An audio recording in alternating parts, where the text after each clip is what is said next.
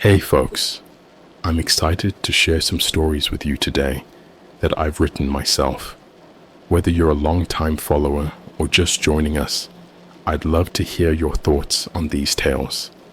Don't forget to give this video a like and subscribe if you're new here. Let's dive in, and I hope you enjoy.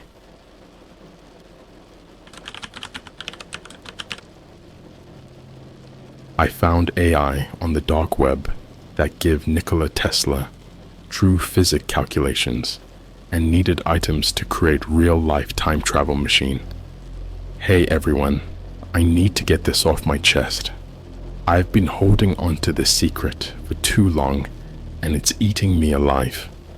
I know it sounds crazy, but I swear on my life this is true.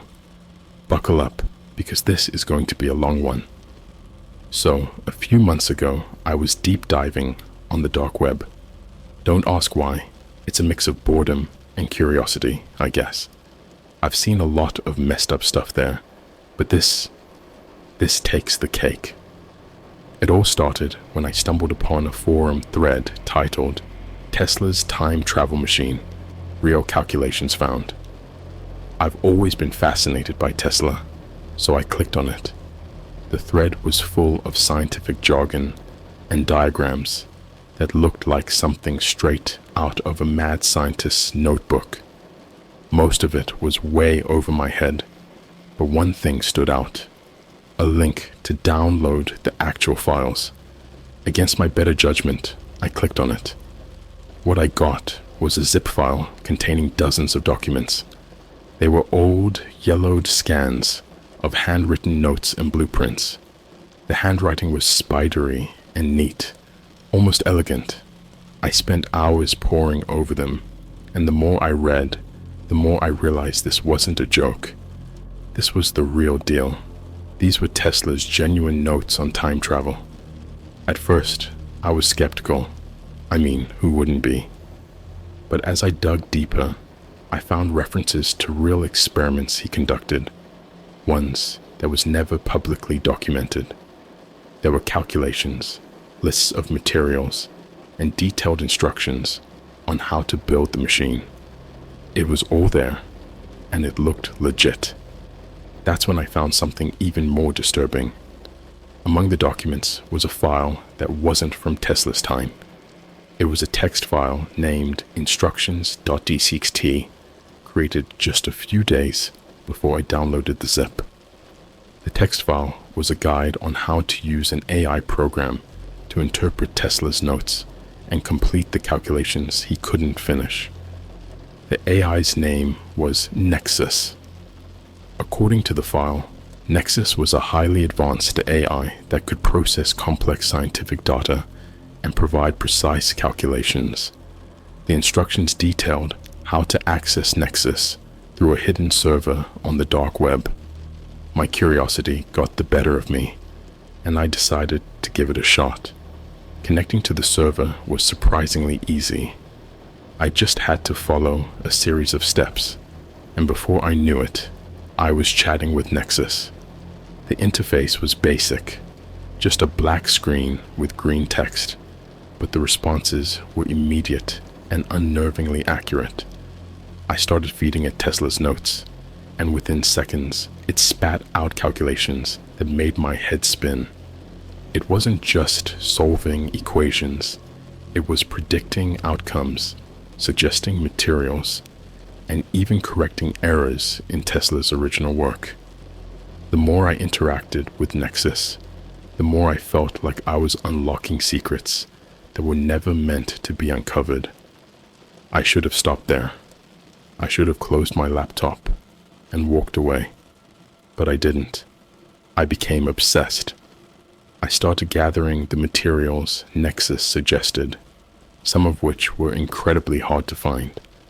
I spent a small fortune on rare metals and electronic components. My apartment turned into a workshop, with blueprints and notes plastered all over the walls. One night, after weeks of preparation, I finally had everything I needed.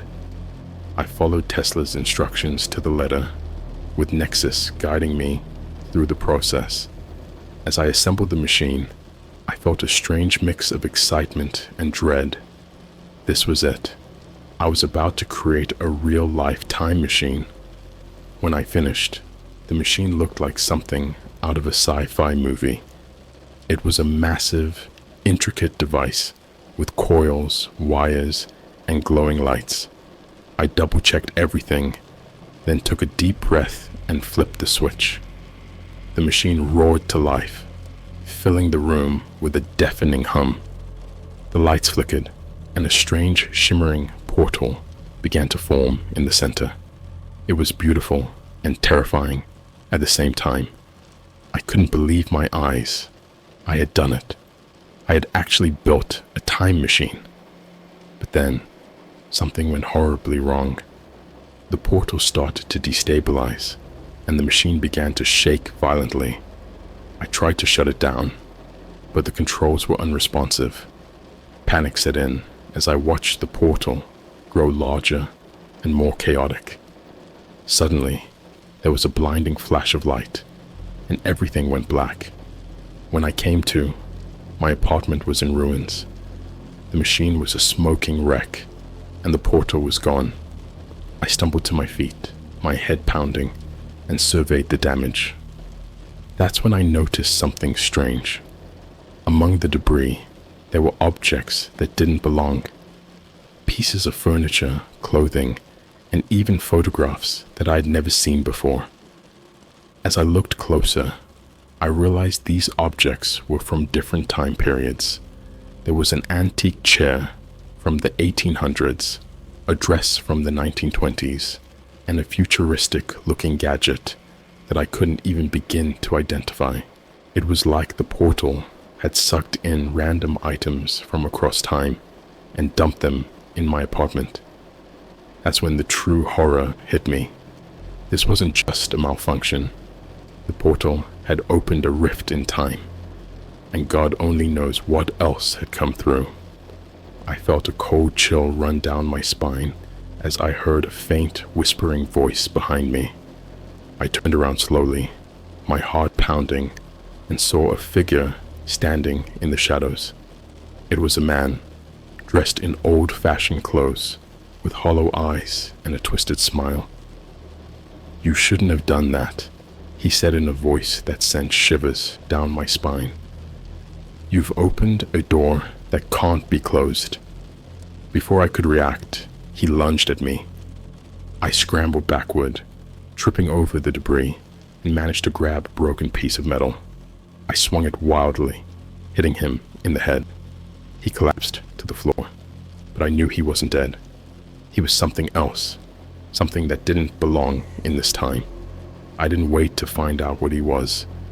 I grabbed my laptop and bolted out of the apartment. I ran down the street, not daring to look back, until I reached a nearby park. I sat on a bench, panting and shaking, trying to make sense of what had just happened. That's where I am now, writing this post. I don't know what to do.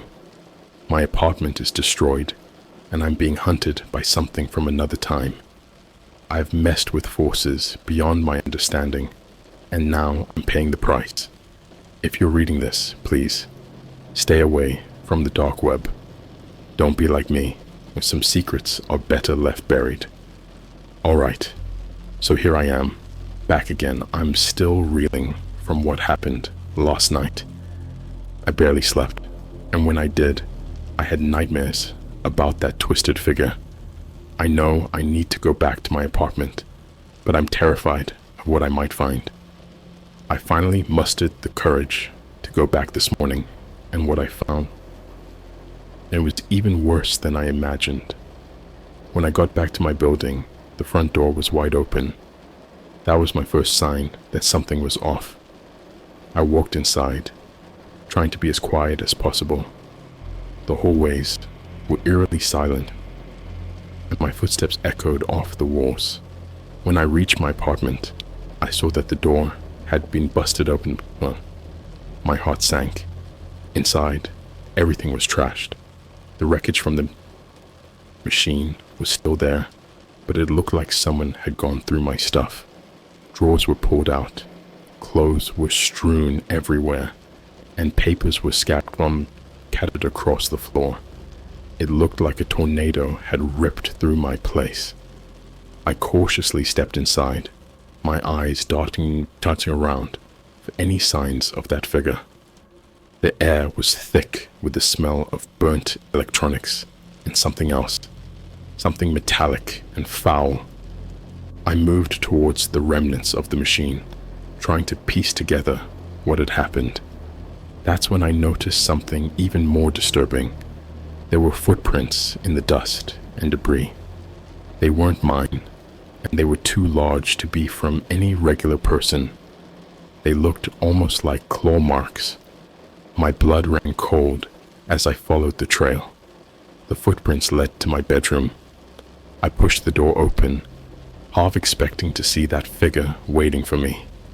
Instead, I found my bed ripped apart, the mattress slashed open, and my laptop lying on the floor.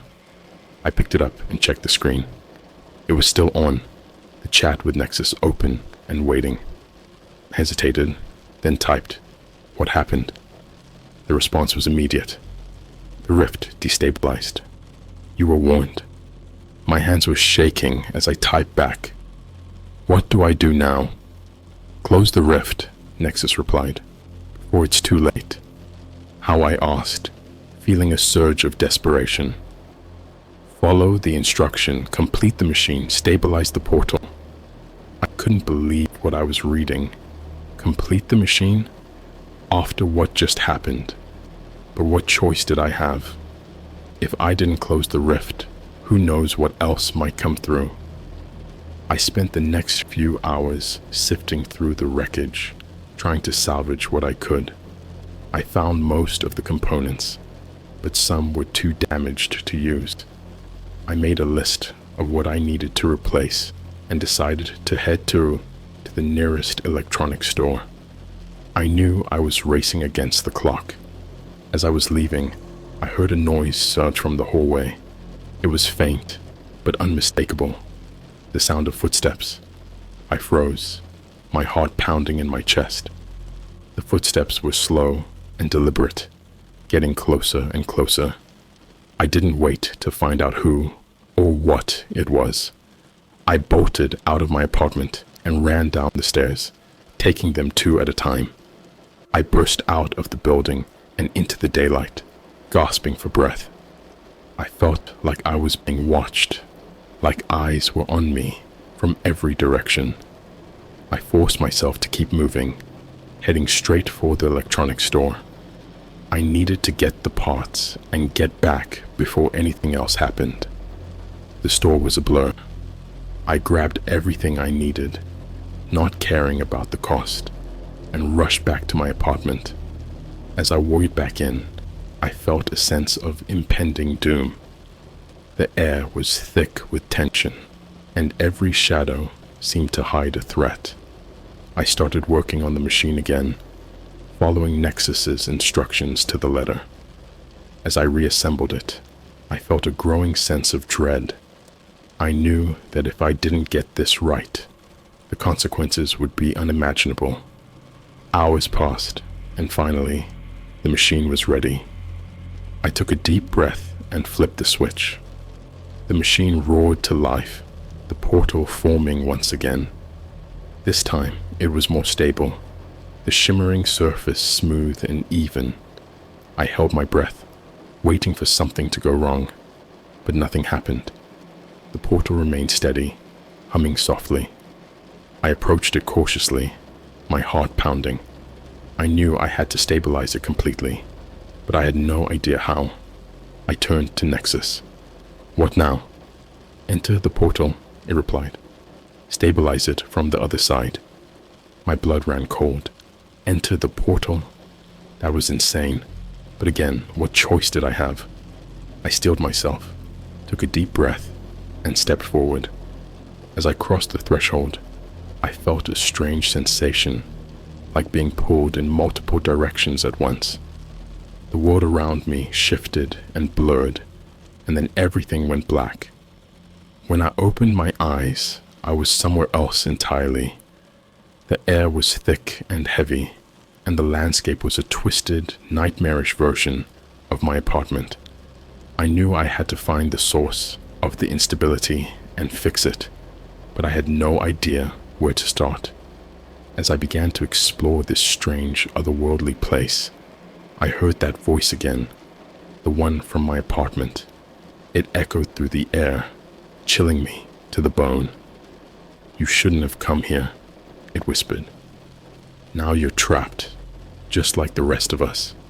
I felt a surge of panic. I had to find a way out, and fast.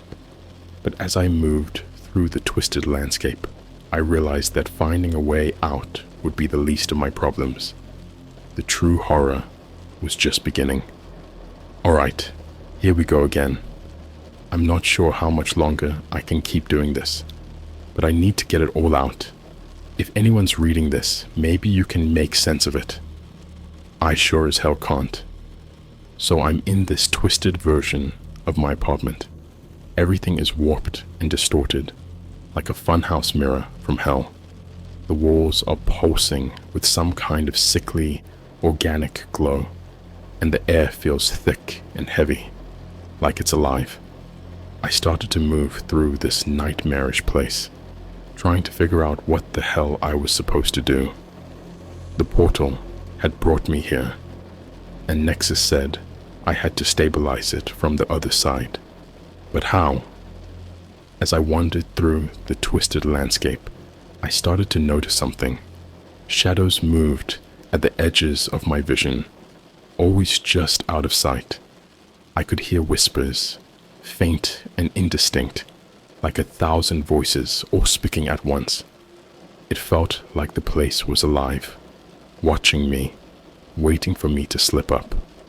I found myself back in what should have been my living room, but it was completely unrecognizable. The furniture was twisted into grotesque shapes, and the walls were covered in strange symbols that seemed to writhe and pulse with a life of their own. That's when I saw it. In the center of the room, where the portal should have been, there was a massive, pulsating mass of darkness. It looked like a wound in reality, and I knew instinctively that this was the source of the instability. This was what I needed to fix. I approached it cautiously, my heart pounding in my chest. As I got closer, I could feel the air around it vibrating with a strange, unsettling energy. The whispers grew louder, more insistent, but I forced myself to focus. "What do I do?" I muttered to myself, hoping Nexus could somehow hear me. To my surprise, the AI's voice echoed in my mind. "You must enter the wound, confront the anomaly, and stabilize the rift from within." "Enter it?" I whispered, my voice trembling. "Are you insane?" But there was no response. I was on my own. I took a deep breath, steeling myself for what was to come. I had no idea what I was about to face, but I knew I didn't have a choice. I had to fix this, or I'd be trapped here forever. I reached out and touched the pulsating mass. It felt cold and slimy, like touching the surface of a giant slug. I shuddered, but forced myself to push forward. As I pressed my hand against it, I felt a sudden, overwhelming pull, and everything went dark. When I opened my eyes, I was in another place entirely. It was a vast, empty void, filled with swirling shadows and flickering lights. The air was thick with a sense of malevolence, and I could feel eyes watching me from the darkness. I took a step forward, and the ground beneath me shifted and rippled like liquid. I felt disoriented, my senses overwhelmed by the strangeness of this place. But I knew I had to keep moving. I had to find the source of the instability and fix it. As I moved deeper into the void, I started to see shapes forming in the darkness. Twisted, nightmarish figures that seemed to flicker in and out of existence.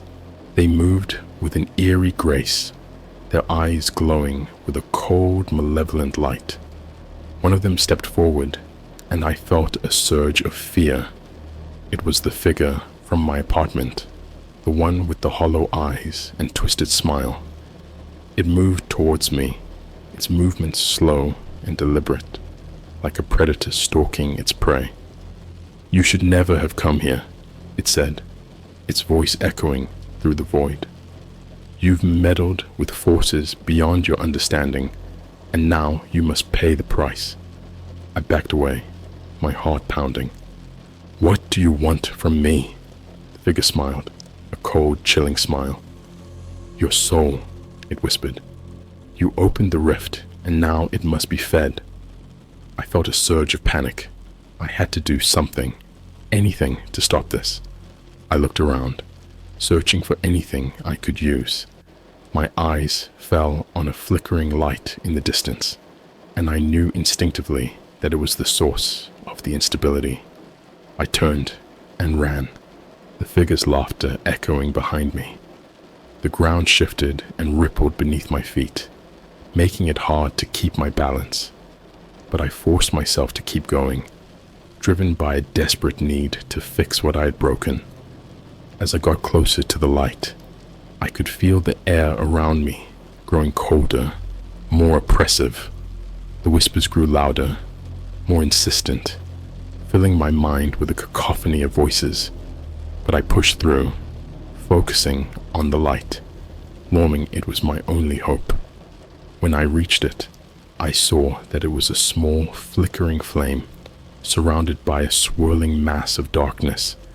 I knew that I had to stabilize it, to bring balance back to the rift. But how? The answer came to me in a sudden flash of understanding. I reached out, touching the flame with my hand. It burned with a cold, intense heat, but I forced myself to hold on. I could feel the darkness fighting back, trying to pull me away, but I held firm, focusing all my energy on stabilizing the flame. Slowly, the darkness began to recede, and the whispers faded. The flame grew brighter, more stable, and I could feel the rift closing, the instability fading. I knew I had done it. I had fixed the rift, but as the void around me began to dissolve, I heard the figure's voice one last time. "This isn't over," it whispered. "You may have closed the rift, but the darkness will always find a way back." And with that, everything went black. When I opened my eyes, I was back in my apartment. The wreckage was still there, but the air felt different, lighter. I could feel that the rift was gone, the instability fixed, but I knew that the darkness was still out, there, waiting. I don't know what's going to happen next. I don't know if I'll ever be safe, but for now, I'm alive, and that's all that matters. If you're reading this, please, stay away from the dark web. Don't make the same mistakes I did. Some things are better left buried. I'm back. I wish I could say things got better after I closed the rift, but that would be a lie. If anything, my life has gotten even stranger, more terrifying. Let me explain. After I woke up in my apartment, I spent hours cleaning up the mess. I threw away what was left of the machine, burned Tesla's notes, and tried to convince myself it was over. But deep down, I knew it wasn't. There was this lingering feeling, like a dark cloud hanging over me. The whispers were gone, but the sense of dread remained. I decided to take a break from everything, clear my head. I booked a trip to a cabin in the woods, far away from the city and any reminders of what had happened. I thought a week of isolation might help me regain some sanity. Big mistake. The first few days were peaceful. I hiked, read books, and tried to forget about the dark web and the nightmare I'd been through. But on the third night, things started to get weird. I was sitting by the fireplace trying to relax when I heard a noise outside. It was faint at first, like someone whispering my name. I told myself it was just the wind, but then it happened again, louder this time. "You shouldn't have come here." The same words that the figure had said to me. My blood ran cold. I grabbed a flashlight and went outside, scanning the trees and the shadows. There was nothing there, just the rustling of leaves and the distant hoot of an owl. I went back inside, locked the doors, and tried to shake off the feeling of being watched. But the whispers didn't stop. They grew louder, more insistent. Every night, the same voice, saying the same words. "You shouldn't have come here." I couldn't sleep. I couldn't eat. I felt like I was losing my mind. On the 5th night, I woke up to find something standing at the foot of my bed. It was the figure from my apartment, the one with the hollow eyes and twisted smile. It just stood there, staring at me, not moving or saying anything. I was paralyzed with fear, unable to scream or run. After what felt like an eternity, it finally spoke. "You've meddled with forces beyond your understanding. Now, you must face the consequences." It reached out, its hand cold and clammy, and touched my forehead. I felt a surge of pain, like my brain was being electrocuted, and then, just as suddenly, it was gone. I sat up, drenched in sweat, my heart pounding. I knew I couldn't stay there any longer.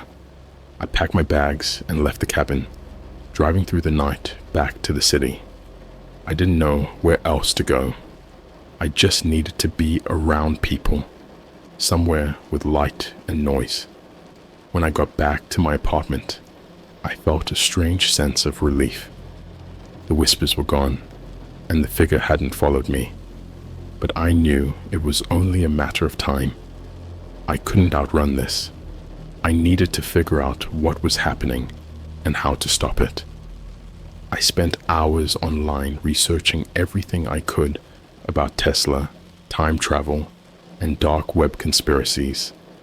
I reached out to some of the people on the forum where I found the original link, but most of them had disappeared or didn't respond. The few who did had no answers for me. That's when I remembered Nexus. I hadn't touched the AI since I closed the rift, but I knew it might be my only hope. I connected to the hidden server and opened the chat. "Nexus," I typed. "I need your help. The rift is closed, but something followed me back. How do I stop it?" The response was almost immediate. "You must confront the source of the anomaly. There is no other way." "What do you mean, confront the source?" I asked, feeling a mix of frustration and fear. "The figure you encountered is a manifestation of the rift's instability. To truly close the rift, you must confront and eliminate it." I stared at the screen, my mind racing. Confront the figure? How the hell was I supposed to do that? "Is there any other way?" I typed, hoping for a different answer. "No," Nexus replied. "You must face your fear. Only then will the rift be truly closed." I felt a wave of hopelessness wash over me. I didn't know how I was supposed to confront the figure, let alone eliminate it. But I knew I didn't have a choice. If I didn't do something, it would keep haunting me, and who knows what else might come through the rift. I spent the next few days preparing myself mentally and physically. I gathered supplies, meditated, and tried to strengthen my resolve. Every night, I would hear the whispers, reminding me of what I had to do. "You shouldn't have come here." I knew it was only a matter of time before the figure appeared again. Finally, on the 7th night, it happened. I was lying in bed, wide awake, when I felt a chill in the air. The whispers grew louder, more insistent, and then I saw it. The figure was standing at the foot of my bed, its hollow eyes staring into mine. "You've meddled with forces beyond your understanding," it said, its voice cold and echoing. "Now, you must face the consequences." I took a deep breath, summoning all the courage I could. "I'm not afraid of you," I said, my voice shaking. "I'm going to stop you, once and for all." The figure smiled, a twisted, malevolent smile. "We'll see about that," it whispered. And then it lunged at me. "All right, here we go. This is the end." I'm still shaking as I type this, but I need to get it all out before it fades. If you're reading this, know that I faced the darkness, and this is what happened. When the figure lunged at me, everything seemed to slow down. My heart was pounding in my ears, my mind racing. I barely had time to react. I grabbed the closest thing I could find, a metal lamp, and swung it with all my might. The figure dodged effortlessly, its movements unnaturally fluid. "You can't fight me," it whispered, its voice echoing in my head. "You can't escape." I backed away, my mind scrambling for a plan. I needed to confront it, to face my fear. But how? The figure seemed to feed on my terror, growing stronger with every passing second. I remembered what Nexus had said: confront the source of the anomaly. I realized then that this was about more than just fighting the figure. I had to confront the fear and guilt that had been eating away at me ever since I opened the rift. "I'm not afraid of you," I said again, trying to sound braver than I felt. "You're just a manifestation of my mistakes, my fears. You don't control me." The figure laughed, a cold, mirthless sound. "You think words can save you? You're a fool." But even as it spoke, I could feel a shift. The air around me seemed to lighten, the oppressive weight lifting just a bit. I took a deep breath, focusing on the calmest, most centered part of myself. I thought about why I'd done all of this, my curiosity, my desire for knowledge, and tried to forgive myself for the chaos I'd unleashed. "You're right," I said. "I made a mistake. I shouldn't have meddled with things I didn't understand, but I'm here to fix it. I'm here to make it right." The figure hissed, its form flickering. "You can't fix this. You're too late." "I'm not too late," I replied, my voice steadying. "I can still close the rift. I can still stop you." I stepped forward, closing the distance between us. The figure recoiled, its shape blurring and distorting. I could see the fear in its hollow eyes now, the desperation. It was losing its power over me. "You're just a shadow," I said, my voice growing stronger. "A ghost of my fear, and I'm not afraid of you anymore." With that, I reached out, my hand passing through the figure's chest. It felt like plunging my hand into icy water, but I held firm, focusing on the calm within me. The figure writhed and twisted, its form dissolving around my hand. "No!" it screamed, the sound tearing through the air. "You can't do this." But I could. I pushed further, my determination solidifying into a burning resolve. The figure's screams grew fainter, its form disintegrating into wisps of darkness. And then, with a final shuddering gasp, it was gone. The room around me seemed to sigh with relief, the oppressive weight lifting completely. The air was clear, the whispers gone. I collapsed to the floor, exhausted but triumphant. I had done it. I had faced my fear, confronted the darkness, and won. I spent the next few days in a daze, trying to process everything that had happened. I cleaned up my apartment, got rid of any remaining traces of the machine, and tried to move on. The dark web was a closed chapter in my life. I knew I would never go back. As I sit here typing this, I still feel the lingering effects of what I went through. The fear and guilt haven't disappeared completely, but they're manageable now. I'm working on forgiving myself, on moving forward. If you're reading this, I hope you take my story to heart. Curiosity is a powerful thing, but some secrets are better left undiscovered. The dark web is a dangerous place, filled with things beyond our understanding. Don't make the same mistakes I did. Stay safe and stay away from the darkness.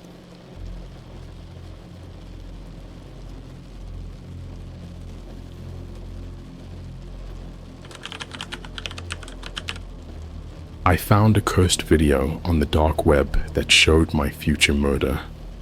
I know it sounds like something out of a cheesy horror movie, but I swear, this really happened to me.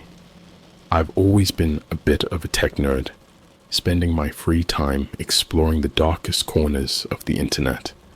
I was fascinated by the weird, the creepy, and the unexplained. It was like an addiction, a rush that nothing else could provide. I thought I'd seen it all, but nothing could have prepared me for what I found that night. It started on a typical Friday evening. I was alone in my apartment. My cat, Milo, the only company. I'd just finished a long week at my dead-end job and was ready to unwind with a few beers and some aimless browsing on the dark web. I don't remember how I stumbled upon the link. Maybe it was from a shady forum or an anonymous tip in my inbox. All I know is that it was there. A single URL promising the most disturbing video you will ever see. Curiosity got the better of me. I clicked the link, my heart pounding with a mix of excitement and dread. The screen went black for a moment, then flickered to life with grainy footage. At first, it was just static, but then the image cleared, and I saw myself sitting in my apartment. My first thought was that it was some kind of prank. Maybe a hacker had gained access to my webcam and was messing with me. But then I noticed the details. The me in the video was wearing the same clothes I was at that moment. The same posters were on the wall behind me, and the same pile of dirty dishes was stacked in the sink. I felt a chill run down my spine. This wasn't some old footage or a trick of the light. This was happening right now. I watched in horror as the Emmy on the screen got up and walked to the window. I followed suit, feeling like a puppet on strings. The view outside was exactly the same. The streetlights casting eerie shadows, the flickering neon sign of the corner store. But then something changed. The me in the video turned around, his eyes wide with terror, staring at something just out of frame. I spun around, expecting to see someone or something behind me, but there was nothing. My apartment was empty, just as it had always been, but the fear in the eyes of the me on the screen was real. I could feel it, a cold, gnawing dread that settled in my gut. Then the video cut to static again, and when the image returned, it was worse, much worse. The me on the screen was tied to a chair, his face battered and bloody. A figure stood over him, their face obscured by a hood. They were holding a knife, the blade glinting in the dim light. I watched in mute horror as the hooded figure began to speak. Their voice was distorted, like a recording played at the wrong speed. "You shouldn't have watched this video," they said. "Now you'll suffer the consequences." I wanted to look away, to close the tab and pretend this never happened, but I couldn't. It was like I was in a trance, compelled to keep watching as the figure raised the knife and plunged it into the me on the screen. The screams were muffled, the sound of flesh tearing and bones breaking sickeningly real. Blood pooled on the floor, spreading in dark, sticky puddles. I felt bile rise in my throat. This couldn't be real. It had to be some kind of sick joke, a twisted piece of horror fiction. But deep down, I knew it wasn't. I knew that what I was seeing was a glimpse of my own future, my own murder. The video ended abruptly, leaving me staring at the black screen, my heart racing, my mind a whirlwind of fear and confusion. I sat there for what felt like hours, unable to move, unable to think. Then slowly, I began to gather myself. I needed to find out who was behind this. I needed to figure out if there was any way to stop it. I spent the next few days in a paranoid haze, jumping at every sound, every shadow. I barely slept, barely ate. My mind was consumed with the image of that hooded figure, the sound of their distorted voice echoing in my ears. I scoured the internet, trying to trace the source of the video, but it was like chasing a ghost. Every lead led to a dead end. Every clue dissolved into nothing. It wasn't long before I started to lose hope. I felt like I was living on borrowed time, each day bringing me closer to the inevitable. The fear was suffocating, a constant weight on my chest. I didn't know who I could trust, who I could turn to. The police would think I was crazy. My friends would never believe me. I was alone, trapped in a nightmare with no way out. And then, one night, I heard it, a knock at the door. My heart stopped. I crept to the peephole, my hands shaking, my breath shallow. On the other side stood a figure in a hood, their face obscured, just like in the video.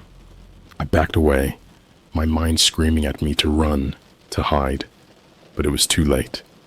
The door burst open, and the figure stepped inside, their presence filling the room with a palpable sense of dread.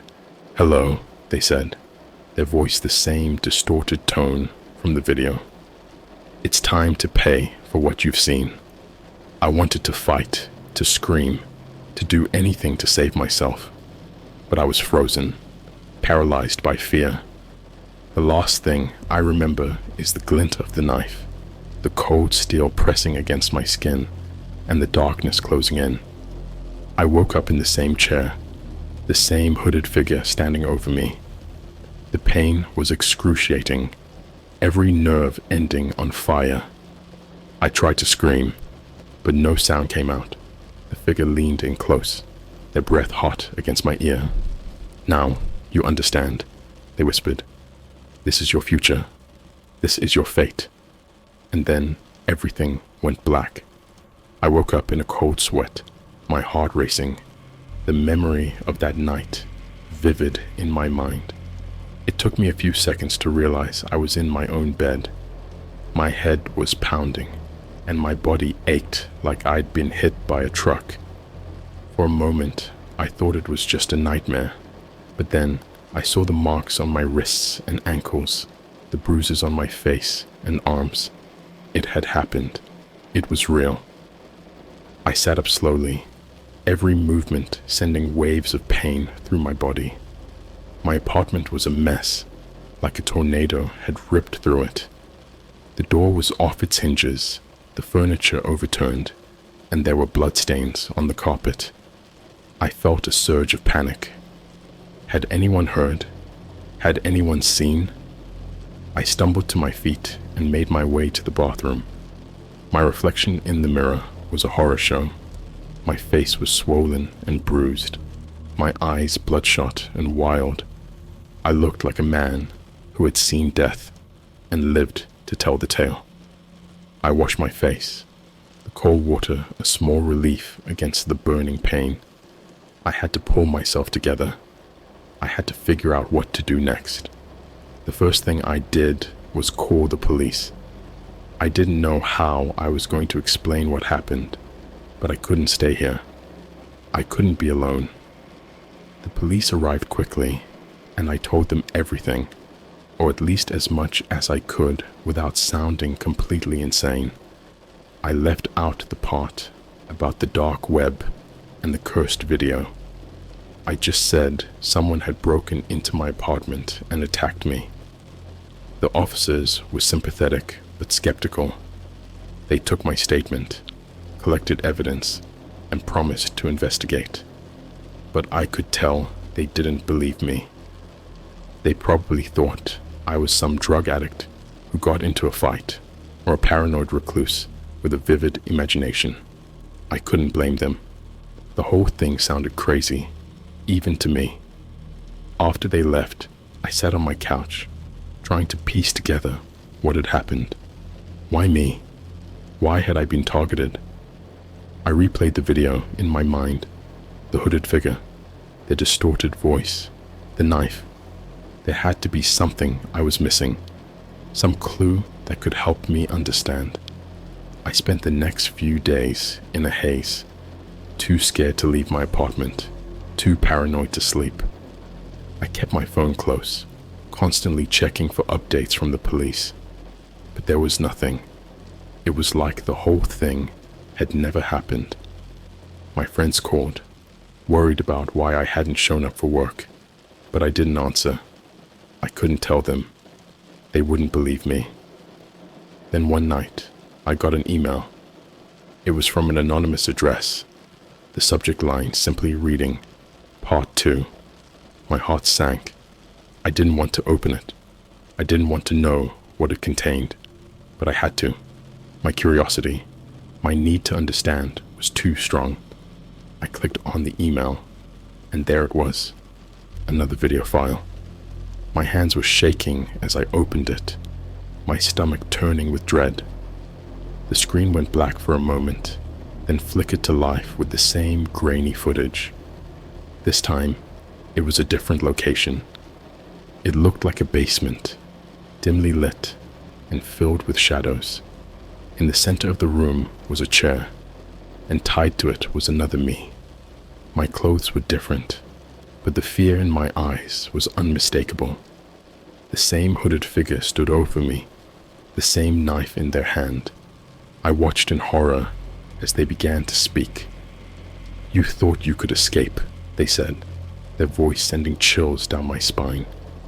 "But you can't. This is only the beginning." I watched as they tortured the me on the screen, the pain and terror etched on my face. They cut me, beat me, and taunted me, their laughter a twisted symphony of madness. I felt every blow, every cut, as if it was happening to me in real time. The video was a grotesque mirror of my worst fears, a horrifying glimpse into my own personal hell. When the video ended, I was left staring at the screen, my mind a whirlwind of fear and confusion. I felt like I was losing my grip on reality, like the lines between what was real and what was not were blurring. I needed help, but I didn't know where to turn. The police wouldn't believe me, and my friends would think I was crazy. I decided to go back to the dark web, to the place where this nightmare had begun. Maybe I could find some answers, some clue that would help me understand what was happening. I spent hours searching, following every lead, every hint, but it was like chasing shadows. The deeper I went, the more lost I felt. And then I found it. A forum thread, buried deep in the darkest corner of the web. The title caught my eye. The Cursed Video, a Warning. I clicked on it, my heart pounding with a mix of fear and hope. The thread was filled with stories, all eerily similar to mine. People who had watched the video and was now being hunted, tortured, and killed. I read through the posts, each one a chilling testament to the video's power. It was a curse, a trap that ensnared anyone who watched it. There were no explanations, no reasons why it existed, only the stark reality of its consequences. One post stood out to me. It was from a user named Survivor, and it detailed a way to break the curse. It was risky, dangerous, and almost certainly fatal, but it was my only hope. I read the instructions carefully, committing them to memory. I knew what I had to do. I had to confront the figure, to face them head on and end this nightmare once and for all. I gathered my courage, steeling myself for the fight ahead. The next night, I followed the instructions, preparing myself for the confrontation. I knew it would be dangerous, but I had no other choice. I was tired of running, tired of being afraid. It was time to take control of my fate. The next night, I sat in my apartment, every muscle in my body tense with anticipation. I followed the instructions from the forum post to the letter. I had to set up a series of mirrors around my living room, each one angled just right to reflect the entire room. It felt like some kind of twisted ritual, but I was desperate. I had nothing left to lose. I had also armed myself with a knife. It wasn't much, but it was better than nothing. The idea was to confront the hooded figure directly, to force them to reveal themselves. According to Survivor, this was the only way to break the curse. I didn't know if it would work, but I had to try. As the clock ticked towards midnight, I felt a growing sense of dread. My heart pounded in my chest, and my palms were slick with sweat. I took deep breaths, trying to steady myself. I couldn't afford to lose my nerve now. Then just as the clock struck 12, I heard it. A soft knock at the door. My blood ran cold. I gripped the knife tighter, my knuckles turning white. I forced myself to stand up and walk to the door. With a deep breath, I looked through the peephole. The hooded figure was there, just as I had seen in the videos. Their presence filled me with a sense of dread, but I pushed it down. I had to stay focused. I opened the door just a crack, enough to see them clearly. "What do you want?" I demanded, my voice shaking despite my efforts to sound strong. They didn't answer. Instead, they pushed the door open and stepped inside. I backed away, keeping the knife raised. The hooded figure looked around, taking in the mirrors, the setup. For a moment, they seemed almost impressed. "You think this will save you?" they asked, their voice still distorted, but there was an edge of curiosity now. "I know it will," I said more confidently than I felt. "Show yourself. I'm not afraid of you." They laughed, a cold, hollow sound that sent chills down my spine. "You should be," they said, "but very well." Slowly, they reached up and pulled back the hood. I gasped. It was me, or at least it looked like me. Their face was a twisted, grotesque version of my own, eyes dark and empty, a sinister smile playing on their lips. "What are you?" I whispered, my mind reeling. "I am you," they said, stepping closer. "I am the part of you that you tried to hide, to bury, the darkness within you." I shook my head, refusing to believe it. "No, you're not. You're just a curse, a nightmare." They tilted their head, almost sympathetically. "We all have darkness inside us. I am yours, given form, and now you must face me." I took a deep breath, steeling myself. "Fine, let's end this." They lunged at me, faster than I could react. The knife was knocked out of my hand, and we struggled, grappling and hitting each other. It was like fighting my own shadow. Every move I made mirrored by them. We crashed into the mirrors, glass shattering around us. The reflections distorted, multiplying the nightmare.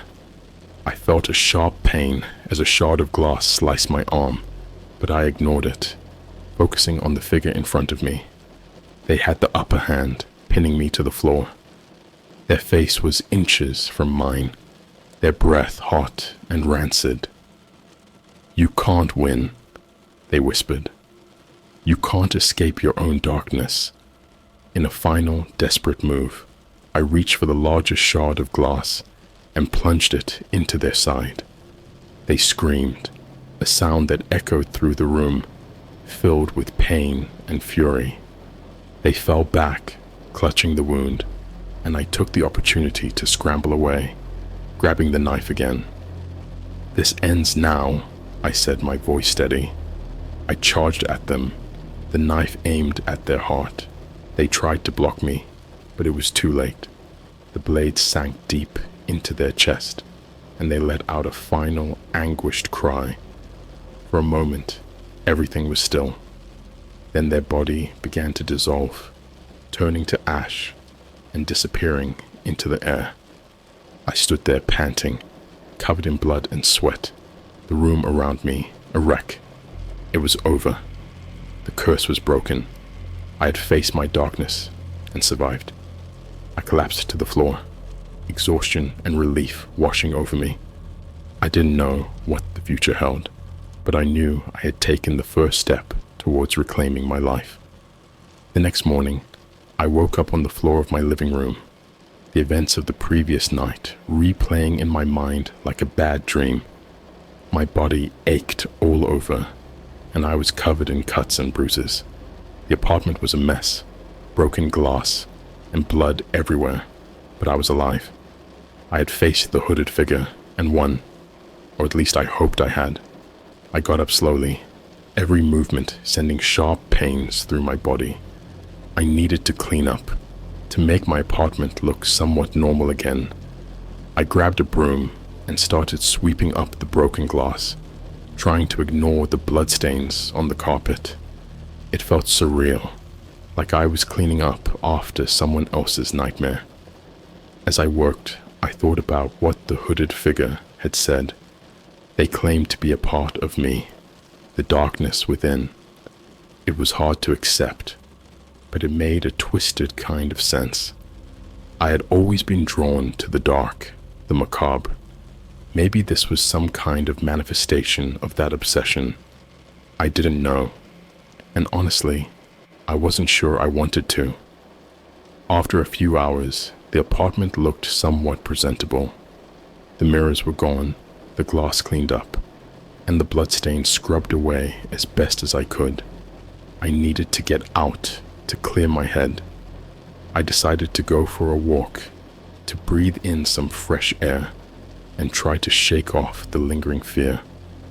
As I stepped outside, the sunlight felt harsh, almost blinding. It had been days since I had left the apartment, and the world seemed strange, almost foreign. I walked aimlessly, my mind wandering back to the forum and the video. I wondered if anyone else had managed to break the curse, if anyone else had survived. I found a park bench and sat down, watching people pass by. They seemed so normal, so unaware of the horrors lurking in the shadows. I envied them, their ignorance, their blissful unawareness. I felt like I had been to hell and back, and I wasn't sure how to fit back into the world. My phone buzzed, pulling me out of my thoughts. It was a message from Survivor. My heart skipped a beat as I opened it, unsure of what to expect. "Congratulations," it read. "You did it. You broke the curse. But be careful. The darkness is always there, waiting. Stay vigilant." I felt a mix of relief and unease. I had broken the curse, but the threat wasn't entirely gone. I needed to stay on guard, to make sure I didn't fall back into the same trap. I thanked Survivor and asked if there was anything else I needed to know, any other precautions I should take. Their reply was quick. "Just live your life. Don't let the darkness consume you. And if you ever find another video like that, destroy it. Don't let anyone else suffer the same fate." I nodded to myself, a sense of determination settling in. I wouldn't let this experience define me. I would move forward, live my life, and do my best to stay away from the darkness. It wouldn't be easy, but I had faced my worst fear and survived. I could handle this. As the days passed, I started to rebuild my life. I went back to work, reconnected with friends, and tried to find a semblance of normalcy. The scars from that night faded, but the memory remained, a constant reminder of what I had been through. I didn't tell anyone the full story, just bits and pieces. They wouldn't understand, and I didn't want to relive it more than I had to. I stayed away from the dark web, avoiding the temptation to dive back into the unknown. I focused on the present, on the people around me, and on finding joy in the little things. It wasn't perfect, but it was enough. One night, months later, I was sitting in my living room, Milo curled up on my lap. I felt a sense of peace, a quiet contentment that I hadn't felt in a long time. I had faced my demons and come out the other side. I was stronger for it, more aware of the darkness, but not consumed by it. But even now, as I sit here writing this, I can't help but glance at the shadows, wondering if the hooded figure is still out there, waiting. I know I can't let my guard down, but I also know I can't live in fear. I have to find a balance, a way to live my life without letting the darkness take over.